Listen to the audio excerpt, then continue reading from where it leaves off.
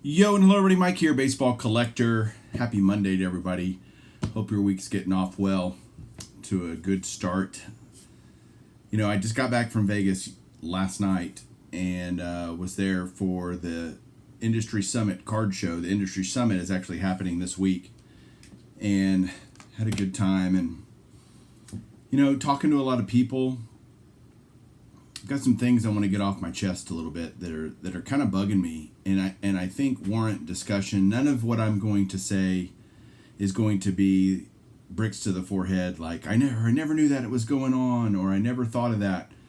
But it's something that I don't think we talk about enough, and I think we should, because it's okay to have criticisms of the hobby in general. This isn't of any one person. This is of really, we're going to talk about third-party grading. I've got a couple cards I'm going to show off. But at the Industry Summit, it was fun. I had a lot of conversation with and did an interview with Paul Lo Duca, former major leaguer. I've been talking to him through the show because they had all these cool HGA slabs, like tons of HGA stuff. That's who they're using. And I was like, Paul Lo Duca, there can't be that many people named Paul Lo Duca. And it never dawned on me that was the Paul Lo Duca, former Major League Baseball player. I did an interview with him on the Bench Clear channel. I'll put a link down below to go check that out because not a lot of people are watching it, judging by the views. And I had a really, it's so funny to me, like certain videos, I don't understand. Some stuff gets a decent amount of views and some that I really feel like are really good videos nobody watches. And I haven't quite, in a decade of doing this, I haven't figured out that magic formula other than maybe putting investing or some clickbaity title. I don't get it, you know.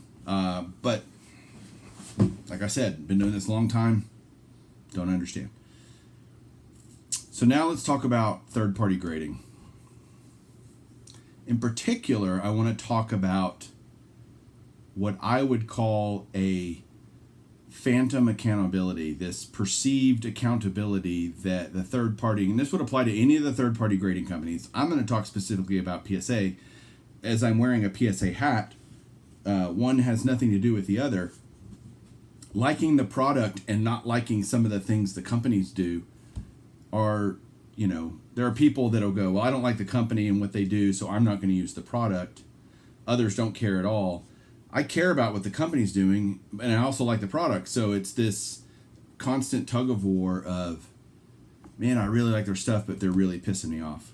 Or there's something that I hear that really burns me the wrong way and gets under my skin. And this is one of those things. It's this phantom accountability that they have. And it's because of these stories that I'm hearing. Not necessarily from personal experience, but you hear a story over and over and over again from people that submit a lot, group submitters, both on the PSA side, PSA DNS side. It doesn't matter. This is happening, what I'm about to tell you. And I don't know what the solution is, which is never good to complain about something when you don't have a solution. That's not good just to complain for complaining's sake. So I don't know. It's just more of a, hey, let me open this up for opinions, discussion, whatnot. So, simple point is there's a couple things with this, you know, lack of true accountability that we think that if we send some cards to PSA to be graded, to PSA DNA for the autographs to be authenticated, that there's some accountability on PSA's part. Let's talk about the first instance of you have a list of cards that you know you put in the box. Again, this can be on either side, PSA or PSA DNA. Send the package off. PSA gets it. You get your order back and there's a card missing. Or it doesn't show up when the grades pop or whatever. And you call them up and you say, hey, this such and such card isn't in there and I know I sent it. They're going to be like, well, we didn't get it. And you know you put it in there. Even further, I know people that have videotaped themselves putting the cards in the box and sending it card's not coming back, PSA saying, well, we didn't get it. Now, the sad thing is I can see it from both sides. If you're the sender, obviously, like, look, why would I tell you I'm sending you something that I didn't send you? It's on my sheet that I printed, that I put in the box. Well, PSA would counter with, well, you could tell us you sent us whatever you want. It doesn't mean you did, right? We're not going to be accountable for something that you said you sent us. Even if you videotaped yourself putting the cards in the box, we don't know. I'm talking if I'm PSA. We don't know if once you turn the camera off, you unopened the box, took out certain cards, and repackaged it. We can't know that, and so they're right. But what makes it happen is that there's no accountability whatsoever. I have never, ever, ever, ever, ever heard, and I'd love to hear if someone has ever had this happen to them, of a third-party grader going, hey, our bad, we lost this card. I hear about cards getting lost all the time. I don't hear PSA making it right. I don't hear them owning it and going, yep, we got that card, we lost it, we damaged it, we whatever. And sorry, our bad, here's the money for that card, and paying them back, compensating the person for their loss. PSA has no real accountability because you can't prove it. It's always he shed, she shed, well, whoever, male, female, doesn't matter. It's always a war of words. That nothing, you can't prove that you sent it. They can't prove that they didn't get it. Because we're not getting a video of them opening each box. The box that you sent them, when it arrives at PSA, there's no video of them opening it, or at least that are made public. They might be videotaping themselves, but we never get it. We never see that. So there's no documentation that we can see through the process of it's going from desk to desk to desk to desk. And I know orders get separated. They shouldn't, but I would think one box, one order would all go kind of through the line together. It doesn't. I know it gets separated. I know submissions of mine that have gotten separated and stuff comes back in pieces. So there's this idea that there's accountability and there's just zero. And that's not a good thing for the hobby, because if you don't have, I'm going to send you these 10 cards, I expect to get those 10 cards back. Not damaged, not anything, just the way they are. Let's go to the autograph side, because this is where it gets really funny from the stories that I've heard. Somebody sent in a story that I heard, sent in some Funko Pops to get authenticated on the autograph in paint pen. Guy takes pictures, really nice, high quality pictures, before he sends it. Gets them back. They're like perfect, He got them from the guy who did them, and like literally didn't do anything other than put them in a box and ship them off. And they come back and they're all scratched up. You know how paint pen you can kind of scratch it off? They're all jacked up, and it's like a 6 and a 7 on the autographs. He had them graded. He wanted them graded because he thought for sure these are 10s. They're gorgeous. And they're all jacked up. And this guy had pictures. He sent PSA the pictures. They come back. Sorry. That's how we got them. That's how we got the autographs. We didn't do anything. Really, I have pictures right here, right before I stuck them in the box, of how pristine these autographs look. And you're telling me they got to you that way? That's impossible. Literally impossible. No. Well, sorry. That's how we got them. And how can you prove otherwise? How is there any accountability to that whatsoever? None. Zero. You have no recourse. Nothing you can do. You can't do diddly. Because they can't prove that they came in pristine. You can't prove that they got there pristine. You can prove how you sent them. Even that doesn't matter. They don't care.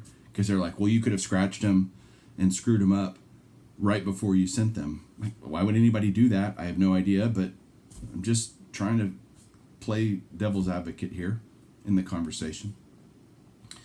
And then you've got, I've heard a story where from someone that I know well who received back an order of autographed items that they had sent in, and it had 4 extra autographs in there slabbed up that weren't theirs. Calls up PSA, says, "Hey, I got these 4 autographs, and they weren't big names. It was like Fergie Jenkins and Jim Palmer, index cards and stuff. Hey, I got these. Who do I need to send them back for you guys? Because they're not mine. I didn't send them.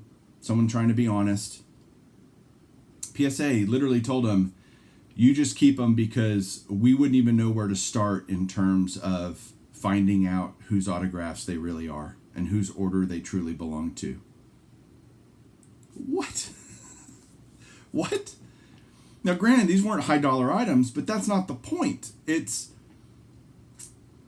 that, what if those were index cards that somebody's dad had gotten, and passed on to them, and they had huge sentimental value, and now they're in someone else's house that didn't send them in, that didn't pay for them to get graded and authenticated and all this stuff.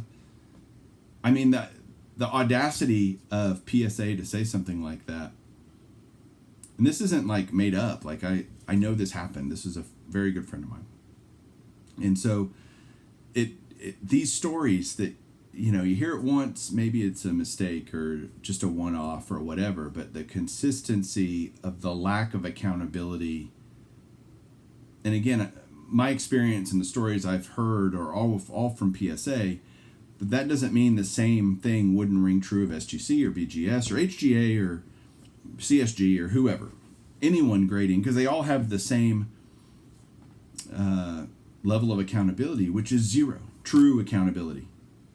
They have phantom accountability. We think that there's accountability, pseudo accountability, and that's depressing to me.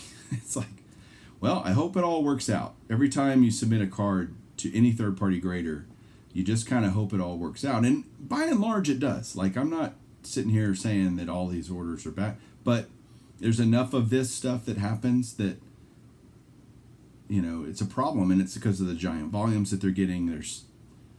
I bet the percentage of screw ups is actually really quite small in terms, like, is it 1%? Well, if it's 1% on every 100,000 cards, you've got, let me do my math real quick. If it's 1%, you got 1,000 screw ups on 100,000 cards. Well, they're doing 180,000 cards a week. So that means if it's 1% screw up, if it's 0.1%, it's 1,000. 100. 100's not a good number to have screwed up. If it's 1/10 of 1% per 100,000, that's not a good number either. I think that's right. Yeah, that's right. Sorry, I'm just making sure my math is right. I wasn't doing that off the cuff. Any mistake is a bad mistake, and the fact that PSA has no accountability to that is depressing in the reality of it. We would think they'd be right, and hopefully they do right, but I've never heard of them coming back and saying, "Yep, we totally botched that. We lost the card, we damaged it, we whatever." We all know, I see it all the time where people get cards back from PSA and it gets a 7 or some bad grade. There's a dinged corner, and I'm like, I know that didn't have a dinged corner when I sent it in. I wouldn't have sent it if it had that, if I would have seen that dinged corner. And I looked over my cards really well. I'm not saying that we're perfect either as collectors, that we identify and see everything that before we send it off. But at the same time, most people that have been doing this a long time know what to look for and when not to send a card. And when you get a flaw back that you didn't remember on the card prior to sending it, something happened there. You don't ever get back going, yeah, we dinged this corner, it got a 7, it would have been a 9, or whatever. You never ever hear that. Why? Because they don't have to. They have zero reason to do that. None whatsoever. All right. I don't know what else to say about all this. It's crazy. It's sad. It doesn't mean I will stop collecting PSA cards. That's just not part of it. Hang on one second. Sorry, felt a sneeze coming on, and y'all didn't need to see that. So, again, what does it mean? It means be careful. It means know what their reaction is likely to be if there's a mistake, which is not a whole lot in your favor.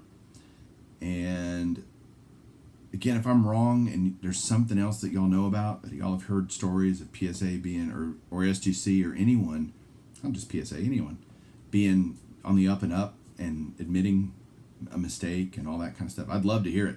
I would love to hear it, because I'm okay being wrong about this. I'm okay overreacting and maybe not having the full story.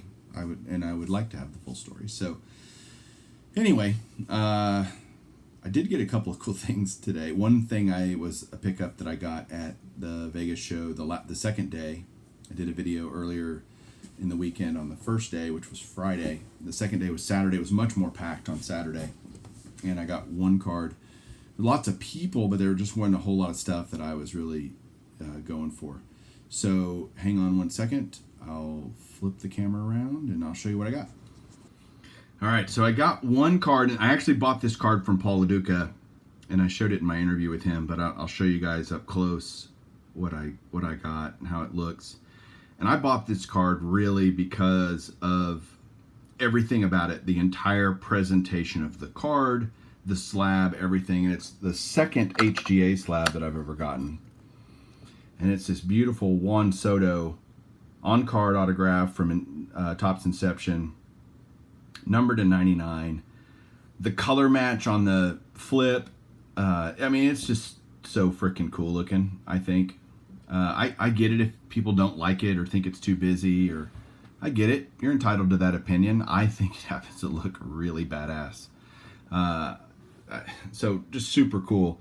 I'm going to show the flip a little bit better. The only thing I don't like is it's really hard to see, and I've just focused it. But man, to read, so that says 2020 Topps Inception Rookies and Emerging Stars Magenta Autograph, and it's got the card number on there. You need binoculars, a loop or something to be able to read what actual card it is. Not that you can't, if you just look at the card, there's the card. It doesn't take a genius to figure it out, but at the same time, the label is very smushed. Juan Soto's name's obviously very prominent. So it got two 10s, surface of a 10, edges of a 10, centering 9.5, corners 9, which this is a little bit thicker card, so that's not surprising on the corners for a gem mint grade. But that color match, man, that's just so cool looking. The back, it's a 10 autograph. So, these slabs are incredibly solid. They're very, very nice, actually. And again, I'm not converting to HGA or anything, but call a spade, man. If something's nice, it's nice. I'm not afraid to say that. But I'm not, one of those guys that just hates on something because I prefer something else. I still prefer PSA, but this just looks so good. I bought it because of that, because of the way it looks. I just liked it. And you know what? If you just took the attitude towards sports cards of, man, I just liked that card, I just wanted it, and you buy it, that's a good rule of thumb. You'll love your collection then. You won't ever have a card you go, man, why did I buy that thing? I'll never look at this card and go, man, I wonder why I bought that. I have no doubt why I bought it. And I think Juan Soto's a stud too. So I think he's going to be really, really good for a really long time. They just need to get him some help on the Nationals. So that's the one thing I got. That was at the show. And then I got in the mail today, super excited to get this because I got another TTM. I honestly didn't expect this one back because Hall of Fame week, the induction ceremony was last week, but I got my Mike Mussina, Perez Grugan. JT did these postcards for me, and I got the Mussina back with a nice Hall of Fame inscription. So that's another one. All these, as I collect them, and once I get kind of further down the road, I'm going to send a bunch of them. Ironically, I'm going to send a bunch of these off to PSA DNA to get slabbed. After everything I just bitched and moaned about, I'm still going to use their service. You know why? Because I like their service. And I like the way the cards look when they're slabbed. And I want them protected. And I want them authenticated. All of that stuff. and I just pray they don't lose any of them because I'll never see it again or get compensated for it. That's just the reality of it. I understand the risk that I am taking, and I am still willing to take it. And each of you have to make your own decision as to whether or not you want to do that with your collection, and live with the consequences, good or bad, either way. But that's it. So that looks really cool. Love it. So that's it for today, guys. Thanks if you're here and listening to this still, I really appreciate it. Go check out the Paul Lo Duca interview that I did over on the Bench Clear channel. Link will be in the description. Hope you enjoy it, and we'll talk to you guys soon. Keep collecting.